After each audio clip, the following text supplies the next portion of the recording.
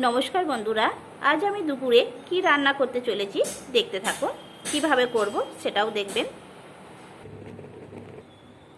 দেখুন বন্ধুরা, উনানে ভাত বসিয়ে দিয়েছি। ভাত হয়ে গেছে, নামিয়ে রাখবো।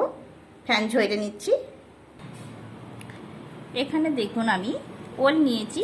ওল কেটে পরিষ্কার জলে আমি ধুয়ে গরম জলে সেদ্ধ করে নেব।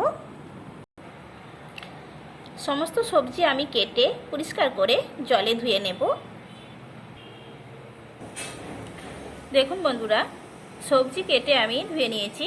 সবজির মধ্যে আছে করলা, কাঁচকলা, বেগুন, ডাঁটা, আলু।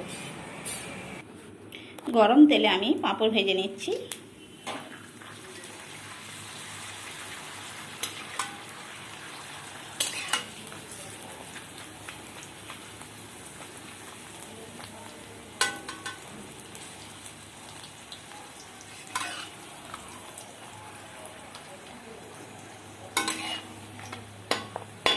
পাঁপড় ভাজা হয়ে গেছে, একটি পাত্রে তুলে রাখবো। এরপর করলা ভেজে নিচ্ছি। করলা ভাজা হয়ে গেছে, একটি পাত্রে তুলে রাখবো। এরপর কাঁচকলা ভেজে নিচ্ছি। কাঁচকলা ভাজা হয়ে গেছে, একটি পাত্রে তুলে রাখবো। এরপর আমি আলু হালকা করে ভেজে নেব। এরপর সমস্ত সবজি আমি হালকা করে ভেজে নিচ্ছি। সমস্ত সবজি আমি হালকা করে ভেজে নিচ্ছি। এরপর আমি মশলা দেব।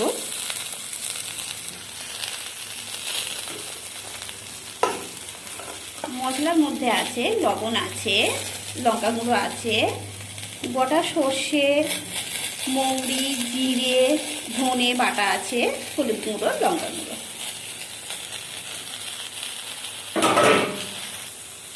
সমস্ত মশলা আমি হালকা করে ভেজে নিচ্ছি।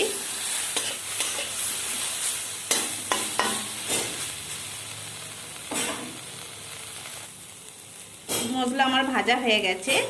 এরপর আমি জল দেব। পরিমাণ মতো আমি জল দিলাম। এরপর আমি ঢাকনা দেব, যাতে তাড়াতাড়ি সেদ্ধ হয়ে যাবে সমস্ত সবজি।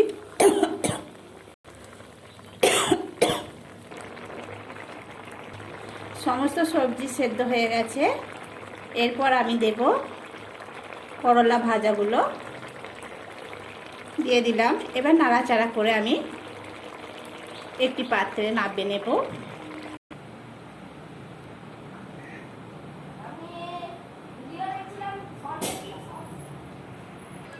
দেখুন বন্ধুরা, আমি ওল সেদ্ধ কিভাবে মেখে নেব।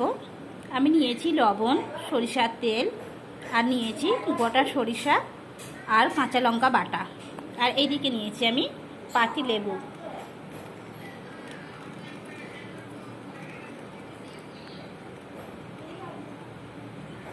পাতি লেবুর রস দিয়ে দিলাম। এরপর আমি ভালো করে মেখে নেব সমস্ত। দেখুন বন্ধুরা, এইভাবে আমি মেখে নিলাম। এইভাবে মেখে নিলে কি হয়, খেতে বেশ ভালো লাগে।